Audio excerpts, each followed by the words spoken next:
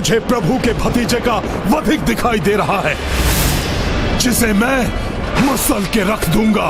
तुम्हें मुझे मात्र एक शत्रु दिखाई दे रहा है, वो शत्रु जिसने महादेव की शक्ति को ललकारा है। तुम्हें तो अवश्य पराजित करूंगा मैं, अवश्य।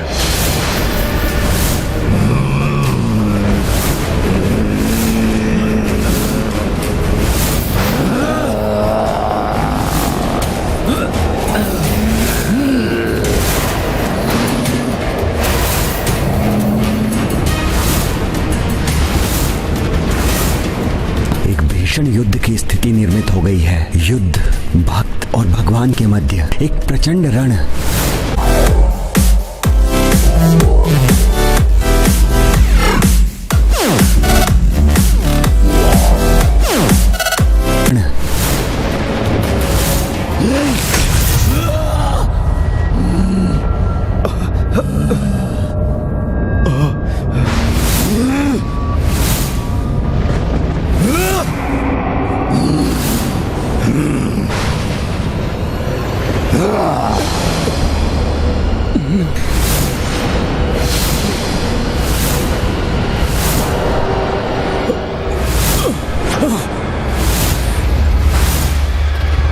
यदि नंदी और वीरभद्र दोनों ही हनुमान को पराजित करने में असमर्थ रहे तो दुर्भाग्यवश मैं उससे युद्ध करने के लिए विवश हो जाऊंगा। मेरी क्रोधाग्नि भस्म करेगी तुम्हें वीरभद्र, जिसका जन्म ही महादेव की क्रोधाग्नि से हुआ है, उसे तुम्हारा क्रोध क्या भस्म करेगा हनुमान?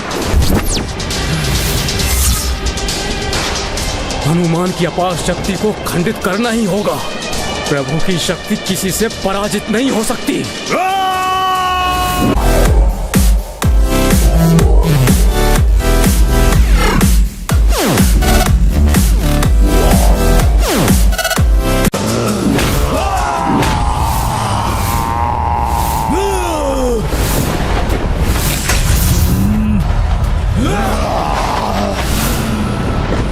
तीव्र गति से वार करूंगा हनुमान पर।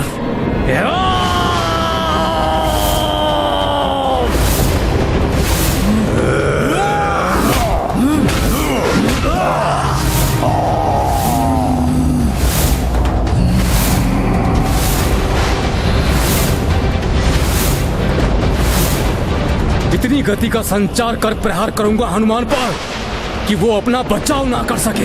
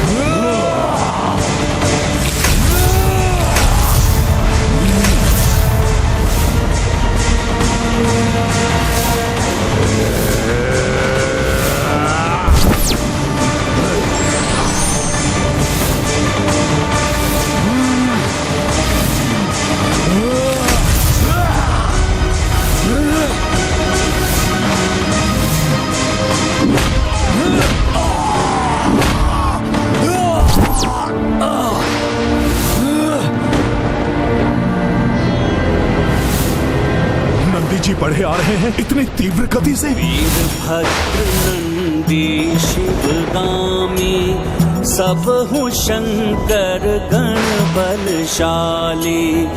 युद्ध सम्मुख श्री त्रिलोचन संकट पाए संकट मोचन। बाबली मत की रुचिकर लीला राम भगत की। जय जय जय रघुनंदन राम, जय जय जय महाबली हनुमान। और प्रभु महादेव के इन दोनों महायोद्धाओं के प्रकोप से कोई भी हनुमान की रक्षा नहीं कर सकता।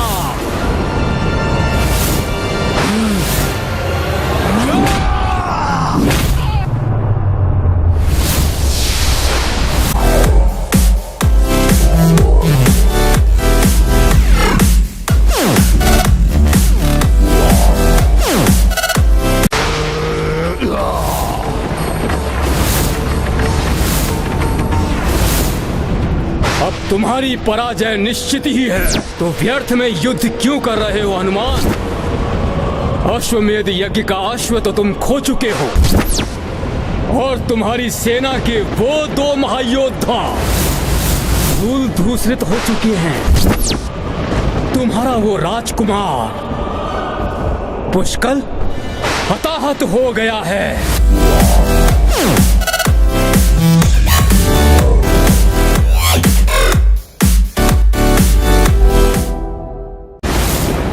और तुम्हारा राजकुमार शत्रुघ्न रणभूमि में आहत होकर मूर्छित पड़ा है। हर हर महादेव।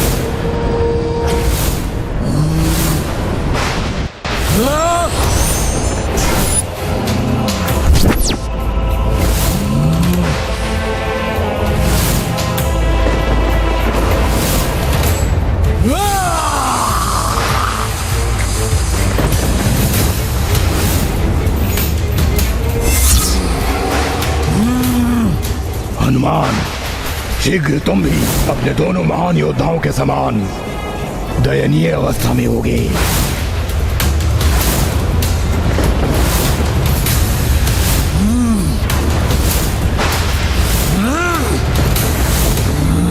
अपना शीश इसके हाथों में नहीं आने दूंगा मैं। अपनी पराजय स्वीकार कर लो हनुमान। टेक दो घुटने। मेरे महादेव के महारुद्र रूप में वीरभद्र तुम्हारे समक्ष काल बनकर खड़े हैं हनुमान। अपने उद्देश्य में तो असफल ही हो चुके हो तुम हनुमान, इसलिए वैसे भी तुम्हारे जीवित रहने का कोई भी कारण शेष नहीं है।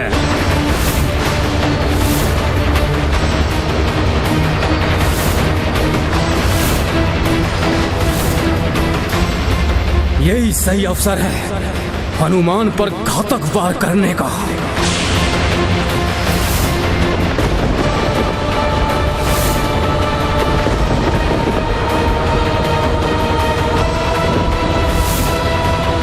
योद्धा वही सफल हो सकता है जो अंतिम क्षण तक प्रयास ना छोड़े और किसी अन्य की बातों में ना आए।